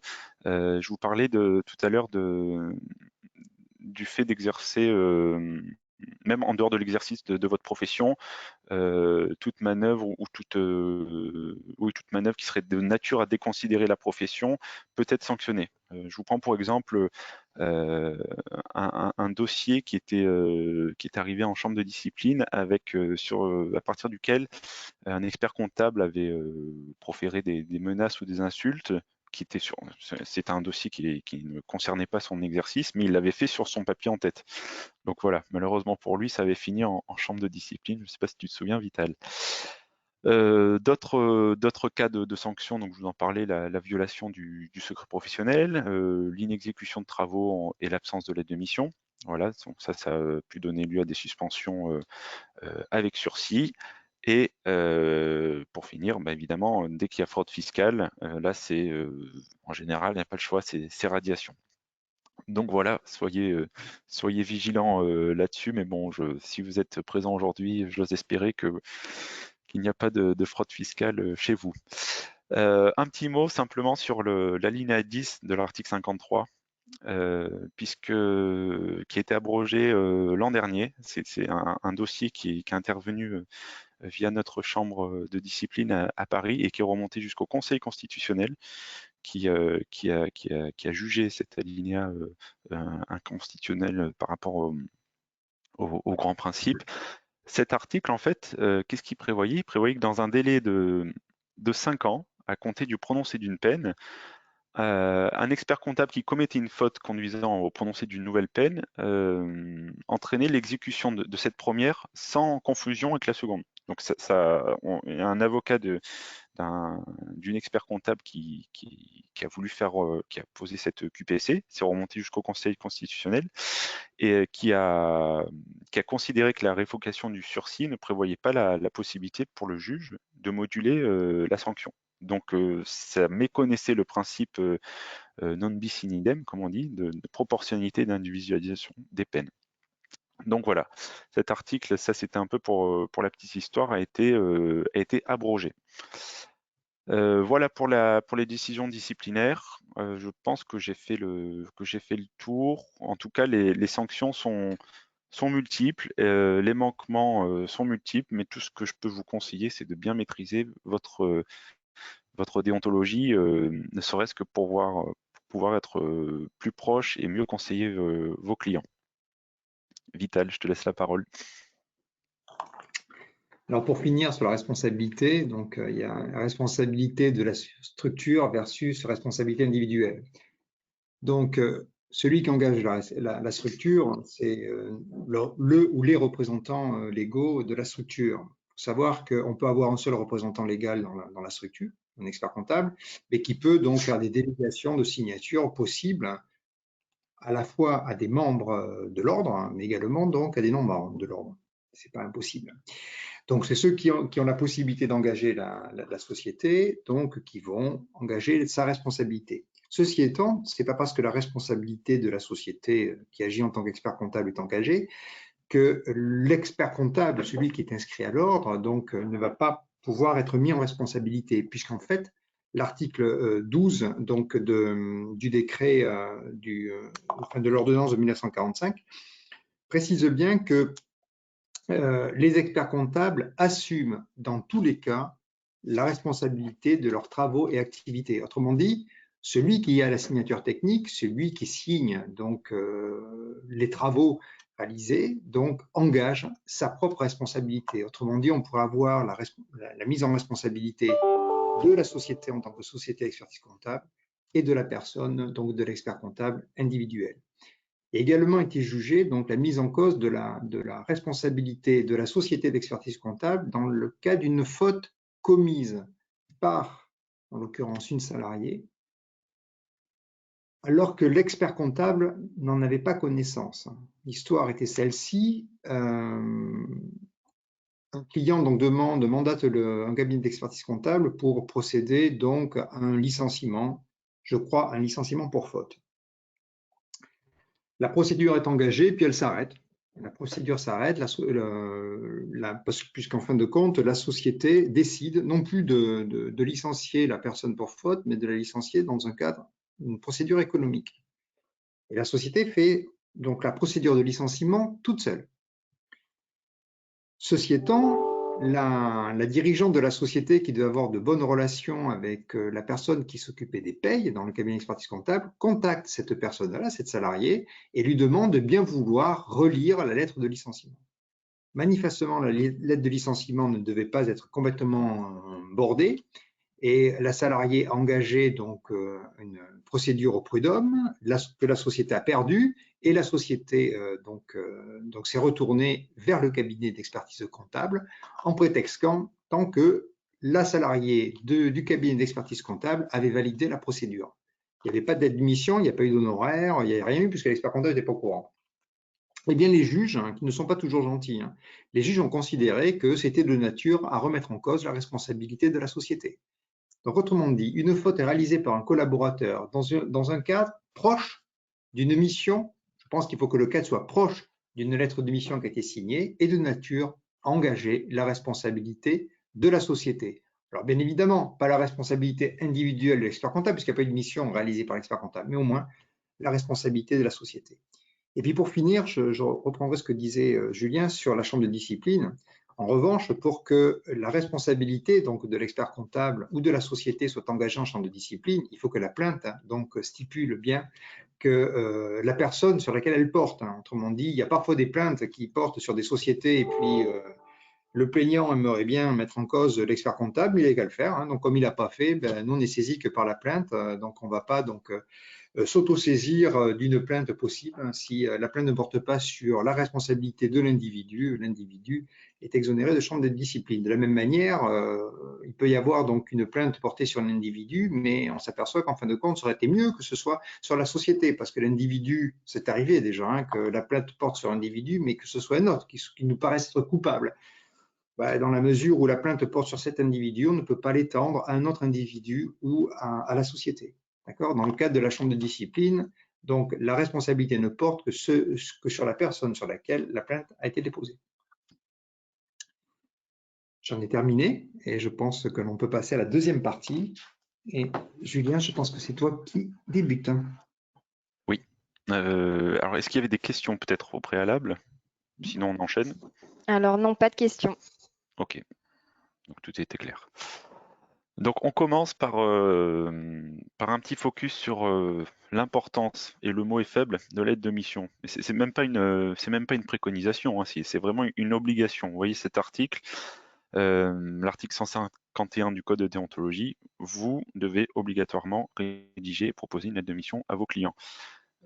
Pourquoi on s'y attarde? Parce que malheureusement, on est amené à constater que parfois, il n'y a pas de lettres de mission qui sont conclues avec le client copain de longue date ou le client que l'on a depuis 20 ans. On n'a jamais fait de lettre de mission. Tout se passe toujours bien dans le meilleur des mondes. Et puis, le jour où ça arrive, malheureusement, vous n'avez pas de contrat entre les mains. Donc, quelle que soit la nature de la mission, la périodicité ou la régularité de la mission, le non-respect de cette obligation de l'article 151, ça peut entraîner des poursuites disciplinaires, par exemple, mais surtout, il y a une non-converture de la RCP. C'est ça le véritable risque, à la fois pour vous et pour le client. Donc, il faut bien avoir à l'esprit qu'au-delà du caractère obligatoire, la lettre de mission, elle présente de multiples intérêts pour votre cabinet. D'une part, elle va fixer les obligations réciproques des parties pour organiser le plus efficacement possible la mission et votre relation avec le client. Mais surtout, si malheureusement la situation s'envenime, elle peut servir de preuve en cas de litige pour rechercher les responsabilités respectives. Donc, ayez bien à l'esprit qu'en précisant clairement les contours de votre mission et les obligations respectives, votre lettre de mission, elle contribue à limiter les situations litigieuses et donc les mises en cause de responsabilité. Voilà, ça c'est vraiment primordial d'avoir à l'esprit que c'est la lettre de mission, je vous le disais en début d'intervention, c'est la loi des parties, c'est elle qui contient toutes les informations à votre relation contractuelle. Et j'ajouterais même que c'est un contrat, on dit que en droit c'est un contrat intuitu personné, donc qui est conclu en fonction de la personne que vous avez en face. Si jamais le dirigeant, personne physique, change au cours de la relation, pensez à faire une nouvelle lettre de mission également. Ça, c'est important. Voilà. Alors, qu'est-ce qui se passe si vous avez un litige sur les honoraires et que malencontreusement, il n'y aurait pas de lettre de mission? Alors, heureusement pour vous, ça n'exonère pas votre client de payer ses honoraires qui correspondent à ce que vous avez effectué. Par contre, vous devriez justifier de l'accomplissement des prestations et de l'application des tarifs convenus. Pour exemple, les juges ont considéré que la preuve était établie du fait d'une relation contractuelle de longue date, ancienne, entre les parties, et que le client avait toujours payé ses factures sans jamais protester. Donc là, c'était, disons, c'était bénéfique pour l'expert comptable qui a pu se faire payer. Mais bon, vous voyez, toutes ces situations-là, au lieu d'aller devant les tribunaux, ça peut se prévenir simplement en faisant signer l'aide de mission. D'un autre côté, et vous l'avez à l'écran, cet arrêt de la Cour de cassation de 2018, pas de paiement des honoraires réclamés en l'absence de l'aide de mission, dès lors que les prestations accomplies par l'expert comptable étaient d'une part contestées, et ensuite que la seule facture n'était pas de nature à établir que l'expert comptable avait fourni de réelles prestations. Donc ça peut aller dans un sens comme dans l'autre, c'est à l'appréciation des juges du fond. Voilà pour la lettre de mission. Et Vital, il me semble que c'est toi qui continue sur l'organisation et le savoir-faire. Exactement, Julien. Donc, l'organisation de savoir-faire, c'est du bon sens. Avant de débuter une mission, on doit s'assurer de quoi? D'abord qu'on est compétent et qu'on a les ressources et que ces ressources sont disponibles pour pouvoir réaliser la mission. Donc, je suis capable de la faire. Mais pour cela, je dois d'abord prendre en compte les particularités de la mission pour m'assurer que j'ai bien tout compris, j'ai bordé toutes les difficultés possibles. Et je m'assure donc que j'ai un nombre suffisant d'intervenants pour réaliser la mission. Donc, je suis capable, donc je suis compétent, j'ai les capacités de faire, et donc j'ai les disponibilités pour faire. Ça, c'est du bon sens. Slide d'après, s'il vous plaît. Voilà. Tout ça, ça relève donc du code de déontologie. Dans l'article 151, on nous dit, eh bien, l'expert comptable s'assure qu'il a la possibilité d'effectuer la mission conformément aux dispositions législatives et réglementaires applicables. Donc, je m'assure avant que je suis capable de faire. Et puis, c'est toujours ce que je disais, la science de Danton Maxime. Donc, je m'assure que je suis compétent. Donc, je m'assure que j'ai mis à jour régulièrement mes connaissances, hein, que je suis toujours, si je puis dire, à la pointe du progrès, et que j'ai la conscience professionnelle, la diligence nécessaire pour pouvoir donc réaliser des missions avec la qualité attendue et que je reste indépendant. J'insiste sur la notion d'indépendance. Je reprends ce que disait Julien sur la chambre de discipline. Il y a beaucoup de cas qui viennent à la chambre de discipline, alors sur les 25, bien sûr, il y a un nombre significatif des 25 cas qui viennent pour des questions de manque d'indépendance. Et on est toujours embêté quand il y a des problèmes d'indépendance qui viennent, parce que, notamment sur des cas d'attestation. Je fais une attestation et il faut que je justifie que je suis indépendant quand je fais l'attestation, puisqu'en fin de compte, faire une attestation, c'est rendre service à quelqu'un, mais en contrepartie, on dessert les intérêts d'une autre personne. Potentiellement. Donc, il faut faire attention à être indépendant. Et on s'intéresse beaucoup à l'apparence de l'indépendance. Il y a ce que l'on voit et ce que l'on est. C'est très difficile de savoir ce que l'on est exactement. Il n'y a que vous qui savez si vous êtes indépendant ou pas. On a coutume de dire que l'indépendance, c'est la capacité que l'on a à dire non. Donc, le matin, devant la glace, je me regarde, juste avant de me brosser les dents, je me dis, aujourd'hui, je dirai non à mon client parce que je suis allé trop loin. C'est terminé. Ça, c'est l'indépendance. Mais ce qui est important, c'est de montrer donc la façade, ce que l'on voit de l'indépendance, c'est l'apparence de l'indépendance. Faites bien attention à ça. Montrez toujours que, a priori, vous aviez tout fait pour être indépendant. Voilà. Et donc, toutes ces dispositions-là, savoir vérifier que je suis compétent, que j'ai le personnel nécessaire, je dois le vérifier avant de signer la lettre de mission, bien évidemment. Voilà. Et si jamais je n'ai pas moi-même les compétences pour faire, mais qu'en fin de compte, je délègue le travail à un de mes collaborateurs qui a les compétences. À titre d'exemple, je ne suis pas tellement compétent pour faire des audits de systèmes d'information. J'ai une équipe qui est capable de faire des audits de systèmes d'information. Je délègue donc à ces équipes-là donc le travail. En revanche, je ne vais jamais déléguer ma responsabilité. Donc, c'est moi qui dois m'assurer que les collaborateurs que j'assigne sur la mission ont bien la compétence et les dernières compétences à jour pour pouvoir réaliser la mission. C'est à moi qu'il incombe de m'assurer de tout ça. On peut continuer. Alors, est-ce que je peux légalement limiter donc ma responsabilité? Alors, je peux le faire, je peux amoindrir les risques. Je ne peux pas annuler la responsabilité. Comme vous savez que dans une société, je ne peux pas m'attribuer tous les bénéfices ou me priver de toutes les pertes. C'est pareil, je ne peux pas donc m'exonérer de toute responsabilité. Je suis quand même un professionnel, donc je suis responsable de ce que je fais. En revanche, comme on sait qu'on a affaire souvent à des mauvais coucheurs, on peut essayer de limiter donc les risques de mise en cause de la responsabilité. Donc, je ne peux pas tout exonérer, mais je peux quand même limiter.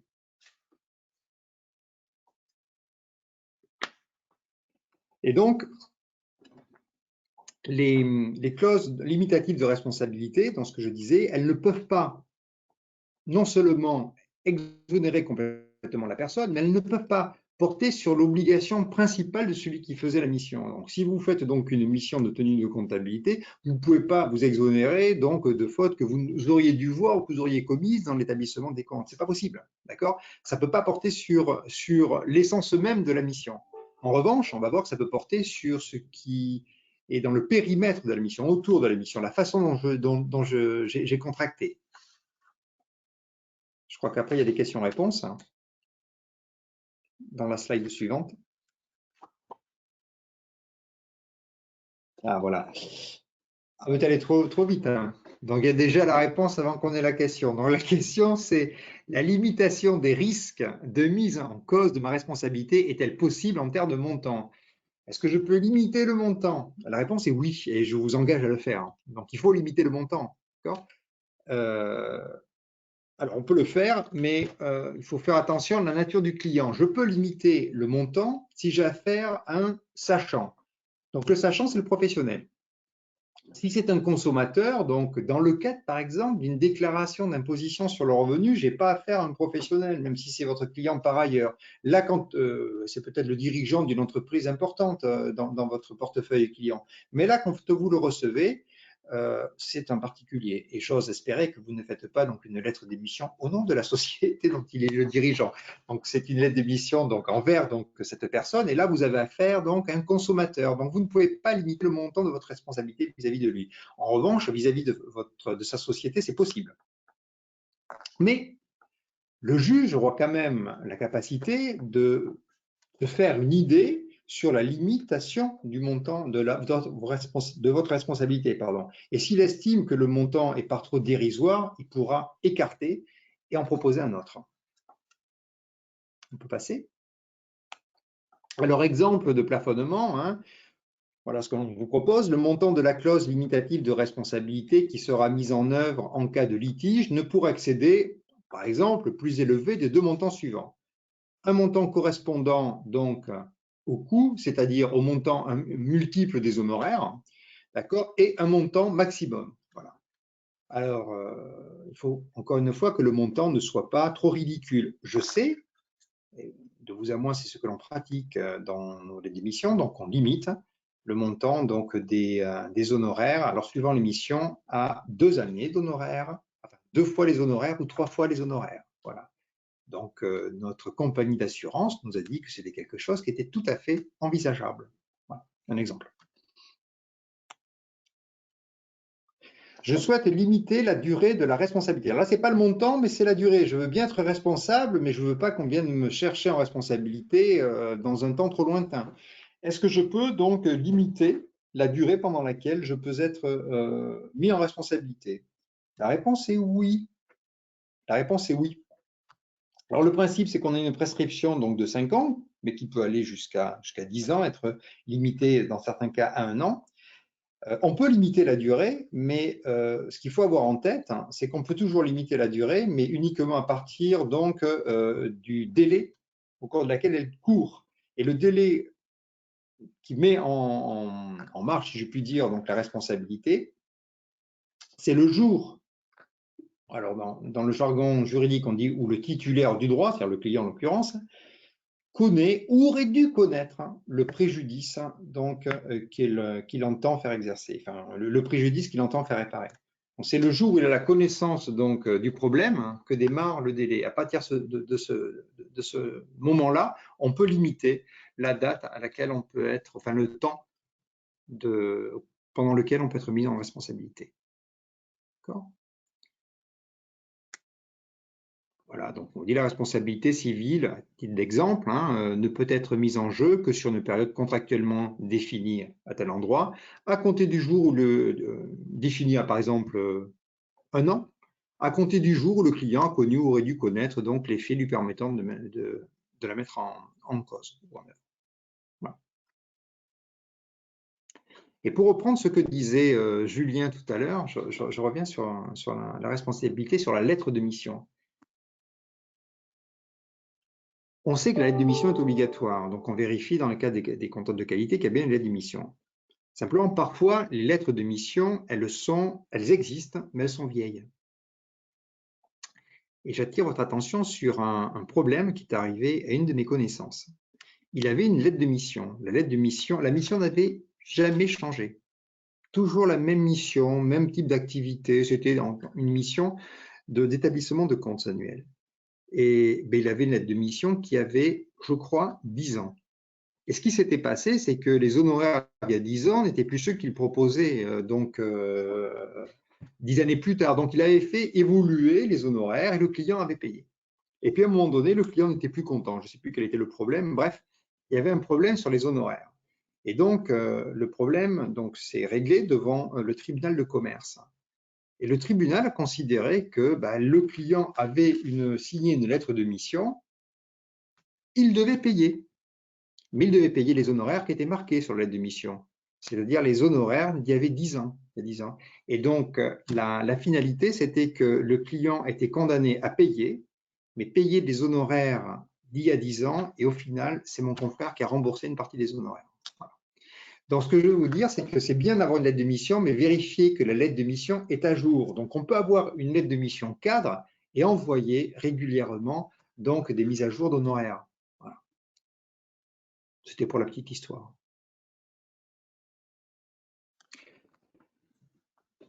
Alors, la couverture d'assurance. Couverture d'assurance, oui. Alors, qu'est-ce qui se passe du coup quand vous êtes fautif?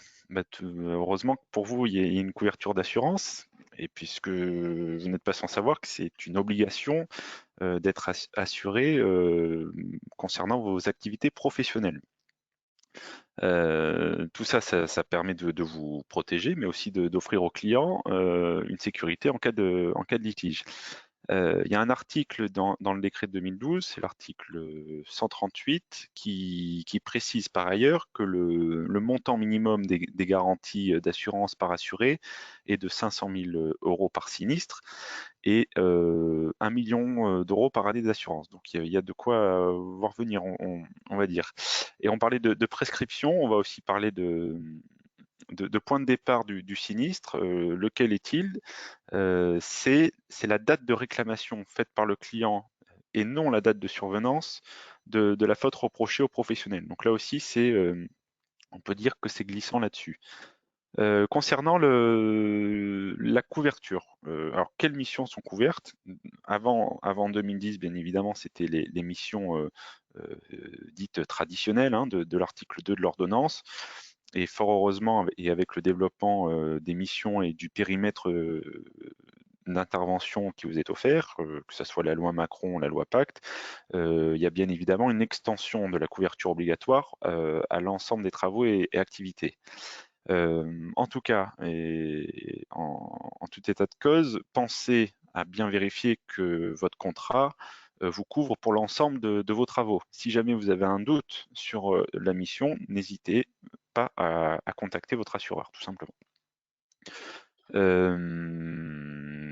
Voilà, et puis la couverture d'assurance, bien évidemment, elle est vérifiée chaque année par le CRO avec la production d'une attestation. Là encore, ayez à l'esprit que le défaut de couverture RCP peut entraîner une radiation d'office par le CRO. Donc c'est plutôt bien d'être carré là-dessus. Alors en cas de sinistre, que faire? Eh ben, c'est simple, je vous le disais, il faut avertir son assureur qui vous garantit à la date à laquelle la réclamation a été faite, lui communiquer la réclamation écrite du client. Donc là, ce qu'on préconise, c'est de l'accompagner souvent d'une note personnelle qui résume les faits et qui donne un peu un avis sur la faute reprochée, le préjudice et savoir s'il y a un lien de causalité. Donc vous joignez au dossier la lettre de mission plus toutes les pièces relatives au litige qui pourraient aider l'assureur. Et surtout, vous abstenez de reconnaître prématurément que votre responsabilité est engagée, que vous y soyez fautif ou non. Donc on ne transige pas avec le client sur un montant d'indemnité. Pourquoi? Parce que conformément à un article du Code des assurances que j'ai plus en tête, l'assureur il prévoit fréquemment qu'aucune reconnaissance de responsabilité, aucune transaction intervenue en dehors de lui ne lui sont opposables. Donc voilà, vous voyez, il n'y a pas d'intérêt à faire ça. Et puis, lorsque la réclamation est faite par voie d'assignation, c'est l'assureur qui organise votre défense directement. Donc pour le rôle du CRO, lequel est-il? On va dire qu'envers le client, nous on va communiquer aux clients qui nous en font la demande le nom de l'assureur et le numéro de police d'assurance qui garantit le professionnel. Bien évidemment, on vérifie que ce dernier est à jour de ses obligations. Et si c'est vous, expert comptable, qui nous contactez, alors malheureusement, nous, on n'est pas, disons que le CRO n'est pas habilité à intervenir sur les litiges de responsabilité civile. Donc, on va vous renvoyer directement sur Infores, qui est la cellule d'assistance qui va vous renseigner en toute confidentialité, bien évidemment, sur les questions de responsabilité avant une mise en cause ou à l'occasion d'une procédure. Voilà, on ne gère pas toutes les questions de mise en cause RCP. Par contre, on a quand même un service de résolution des litiges qui a un volume d'activité énorme puisqu'il gère plus de 600 voire 700 dossiers par an pour tous les litiges entre confrères ou confrères ou experts comptables et clients sur des problématiques d'honoraires. Donc voilà, quoi qu'il arrive, selon la nature du litige, vous serez aiguillé par nos services. Voilà pour la mise en cause RCP et je vais laisser la parole à Vanessa, il me semble, pour la garantie de défense pénale.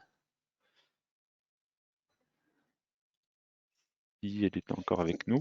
Je suis là. Merci beaucoup, Julien. Alors, la garantie de défense pénale, comme vous le voyez à l'écran, couvre les frais de défense, donc honoraires d'avocat, frais de justice, en cas de recours contre le cabinet pour une faute pénale. Il faut quand même faire attention parce qu'il est évidemment préférable que le contrat d'assurance prévoit que cette garantie soit actionnée dès la convocation à une audition. Il faut savoir que dans le cadre d'un risque pénal, il se manifeste de manière très concrète par la première convocation qui va être faite par les enquêteurs en vue d'un placement en garde à vue ou en vue d'une audition libre. Donc, dès lors, effectivement, que le risque pénal se manifeste, il appartient à l'expert comptable concerné d'actionner la garantie. Alors, s'agissant du montant garanti, il doit être évidemment suffisamment élevé pour couvrir l'ensemble des honoraires d'avocat, experts tout au long de la procédure, ou à tout le moins une partie pour que, bien évidemment, votre défense puisse être assurée voilà, de la meilleure des manières possibles. Donc, le conseil qui vous est donné, pour conclure, c'est bien évidemment de vérifier le plafond de prise en charge de ces coûts dans son contrat pour éviter les déconvenus, le cas échéant, dans le pire des moments, évidemment, puisque lorsqu'il y a une mise en cause de cette nature, c'est évidemment trop tard pour, bien évidemment, conclure un nouveau contrat. Voilà.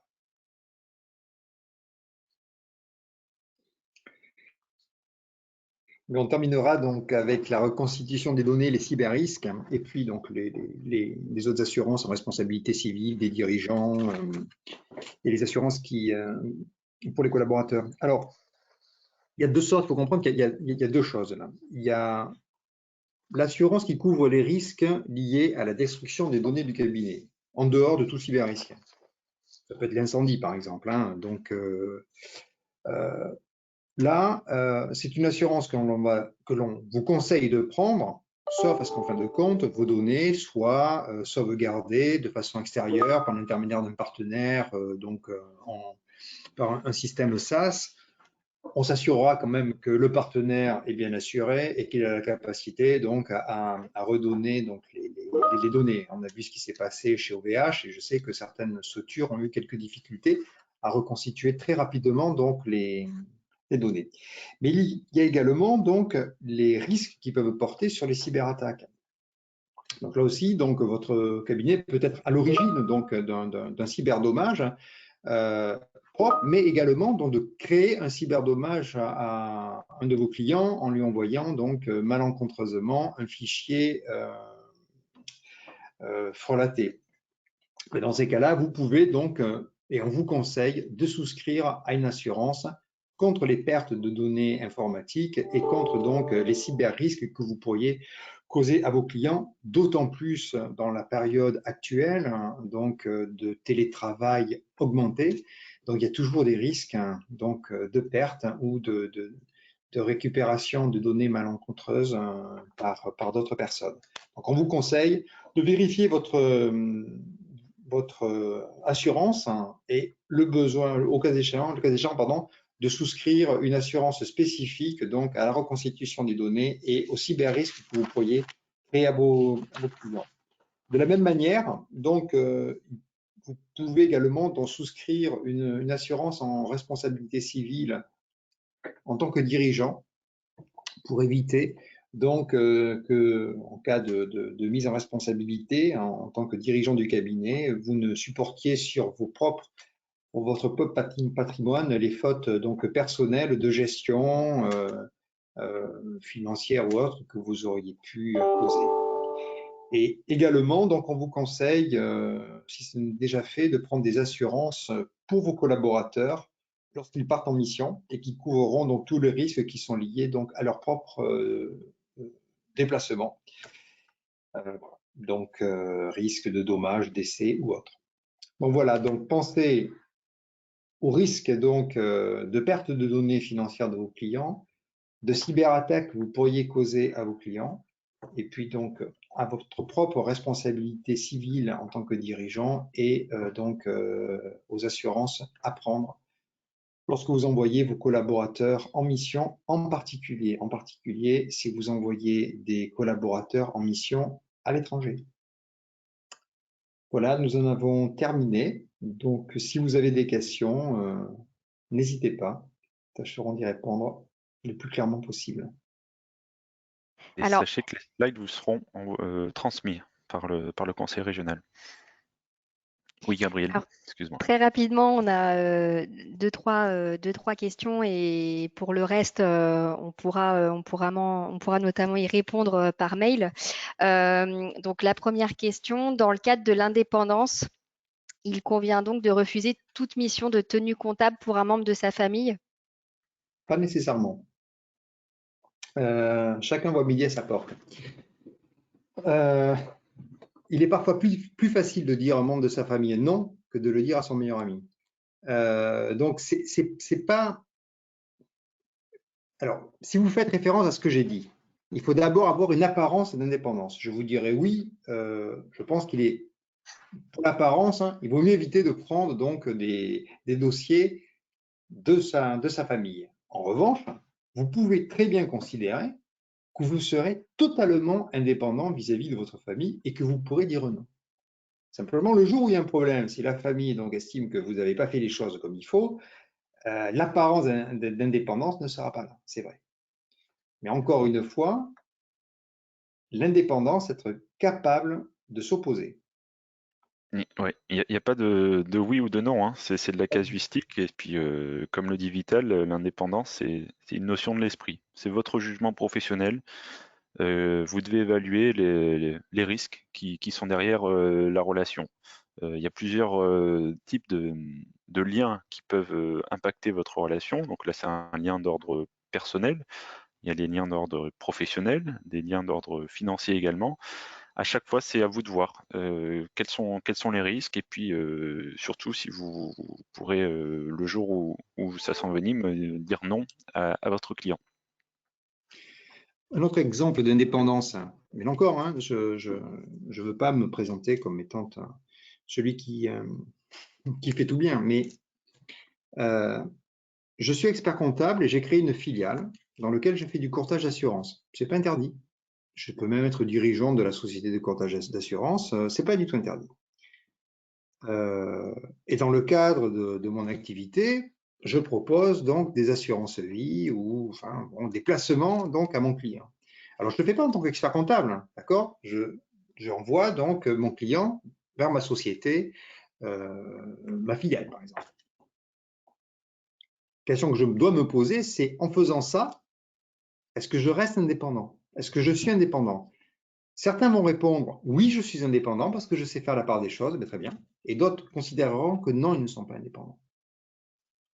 Il n'y a pas de règle, hein, d'accord? Et je ne veux surtout pas donner de leçons, c'est pas du tout ça. Je veux dire, en fin de compte, c'est quelque chose de très personnel. Voilà. Est-ce que je me sens indépendant ou pas? C'est un exemple. Certains répondront oui, d'autres répondront non. Mais en cas de mise en responsabilité, c'est vrai que l'apparence d'indépendance se jouera. Autre question, Gabriel? Alors oui, qu'en est-il si en rachetant un cabinet sans lettre de mission signée, nous régularisons avec une lettre de mission, mais le client ne veut pas la signer? Bon, déjà régulariser, c'est bien. Alors la question, c'est de savoir, alors pourquoi il ne veut pas la signer? Peut-être qu'il ne veut pas la signer parce qu'il passe de 100 d'honoraires à 150. Et vous avez peut-être raison hein, en disant que ça vaut 150, tel le cas. Donc, dans ces cas-là, qu'est-ce qui se passe? Moi, je serais tenté de dire que s'il ne veut pas signer la lettre de mission, si vous estimez que vous ne pouvez pas faire la mission, vous devez renoncer à la mission. Tu es d'accord, Julie? Je suis totalement d'accord. Puis il y a quelque chose qui prévaut, c'est la liberté de choix du client. Exactement. S'il ne veut pas rentrer en relation contractuelle avec vous, vous ne pouvez pas vous y opposer. C'est toujours difficile à faire ce lien, l'attachement du client avec le professionnel, avec le chef de mission du cabinet précédent. Voilà, vous arrivez avec toute la bonne volonté du monde, mais si le client ne souhaite pas, bah, vous ne pouvez l'y contraindre. Donc malheureusement, la relation s'arrêtera là. C'est aussi des problèmes qu'on a dans les détournements de clientèle, hein. Il y a des rachats de clientèle et puis parfois finalement la clientèle ne suit pas le cabinet repreneur. Donc voilà. Alors peut-être aussi que la question de la personne était peut-être un petit peu différente. J'ai peut-être pas bien comprise au départ.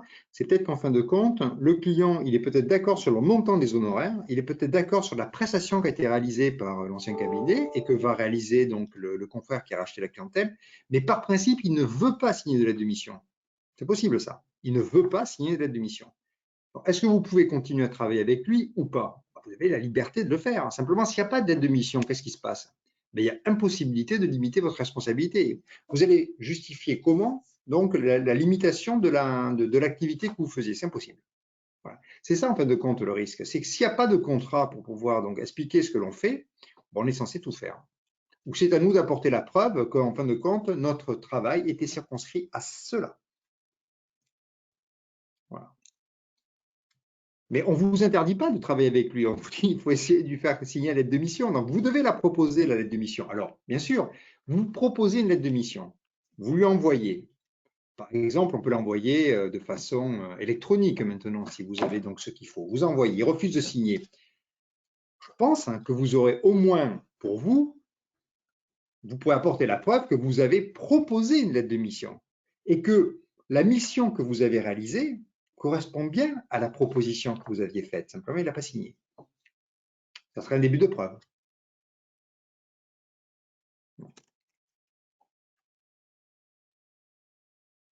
Gabriel? Oui, merci. Alors, le fait de lister tous les problèmes dans une lettre de fin d'exercice exonère-t-il l'expert comptable? Le courrier de rupture sûrement, dont veut parler la personne, c'est ça? Alors, ce n'est pas précisé, mais je Ça peut pense. être un compte rendu de mission, peut-être. On peut voir les deux cas. Dans un compte rendu de mission, si vous expliquez tous les problèmes que vous avez relevés, c'est bien. Par exemple, hein, parce que c'est arrivé donc à quelqu'un que je connais, il avait fait un compte rendu de mission, mais il n'avait pas dit dans le compte rendu de mission, chose qu'il avait très probablement dit à l'oral, connaissant qu'en fin de compte, la situation financière de la société, si elle devait continuer donc à se dégrader, empêcherait donc la société de rembourser les emprunts qu'ils avaient souscrits. Ça n'a jamais été marqué. On a considéré qu'en fin de compte, en tout cas, le client attaquait le confrère donc en responsabilité pour ça. Donc, si vous listez toutes ces choses-là, y compris cela, donc la société est dans une situation qui va l'amener donc manifestement donc à une situation financière excessivement compliquée, enfin, bon, bref, tout ce que vous voyez, c'est de nature à vous exonérer, oui, bien sûr. C'est ce que j'ai présenté. Vous avez donc respecté les obligations d'information qui sont les vôtres. D'accord? Vous respectez donc cette obligation d'information, c'est excessivement bien. Vous êtes exonéré de toute responsabilité sur l'obligation d'information. Pour autant, il ne faut pas qu'il y ait eu dans la mission des erreurs qui puissent vous être reprochées. Donc, on va vous exonérer des risques sur l'obligation d'information, mais bien sûr, pas des risques qui seraient liés donc à des erreurs qui auraient été commises. Et si je peux rajouter, d'un point de vue pénal, hein, évidemment que ça viendra et ça pourrait, le cas échéant, évidemment, jouer en votre faveur pour démontrer la bonne foi. C'est-à-dire que pour le coup, si a posteriori vous êtes en mesure de pouvoir justifier précisément d'une rupture dans des conditions bien spécifiées avec des difficultés constatées, bah, ça manifeste la bonne foi du professionnel qui, au contraire, constatant une difficulté qu'il ne voulait pas valider et ne pas prendre à son compte, a décidé de rompre. Donc, en tout cas, d'un point de vue responsabilité pénale, c'est une bonne chose. En tout cas, ça va dans le sens de la bonne foi. Tout à fait. Et c'est important de toujours se ménager un moyen de preuve. Vanessa, vous parlez tout à l'heure d'ABS ou de présentation de bilan inexact. vous, votre devoir, c'est de refuser tout ça. Si vous ne réussissez pas à faire entendre raison à votre client, dans ce cas-là, il faudra forcément passer par une rupture de la relation. Et cette rupture, ça passe évidemment par un courrier de rupture, mais encore faut-il avancer des motifs justes et raisonnables. Parce qu'en temps normal, vous le savez, vous exercez votre mission jusqu'au terme indiqué dans la lettre de mission, donc le 31/12/2021. Si vous apercevez qu'il y a des fautes et que votre client ne fait rien pour corriger ces erreurs, donc il y a différents degrés du devoir d'information avec une mise en garde, ce qui aboutit finalement à un courrier de rupture. Il est quand même de votre devoir d'avancer dans ce courrier de rupture les justes motifs qui vous poussent à rompre la mission. Et puis vous pouvez, c'est ce qu'on vous conseille, garder de côté toute trace, tout élément qui pourrait vous servir en cas de mise en cause de votre responsabilité pour rupture abusive. Est-ce qu'il y avait d'autres questions, Gabriel? Alors, il y a en effet d'autres questions, mais il y en a un certain nombre. Donc, si vous le Ouais. souhaitez, on peut les regrouper et adresser un mail à chacune des personnes. C'est comme tu veux. S'il y en a auxquels on peut répondre là.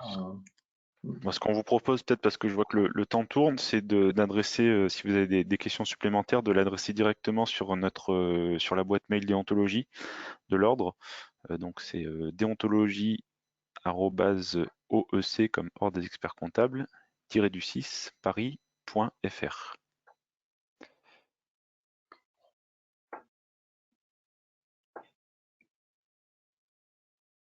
Voilà, bon, en tout cas, merci à toutes et à tous de nous avoir suivis attentivement. Merci Vital, merci Vanessa. Merci. Puis on peut peut-être faire du teasing pour le prochain rendez-vous au 50, Gabriel ou Pascal qui sont en back-office. Si vous avez une date ou un sujet. Alors oui, donc ce sera le 11 mai 2020 et 21, excusez-moi. Et donc en effet, ce sera comment l'ordre accompagne les confrères en difficulté. Voilà, et on abordera notamment le comité solidaire. Très bien, merci. Et merci Gabriel, merci Julien, merci Vanessa, et merci Pascal qui est au slide, je crois. Voilà, ben, on vous souhaite une bonne soirée et donc Merci à n'hésitez tous pas. pour votre attention. Merci à vous, bonne soirée. Bonne Au revoir. soirée, au revoir.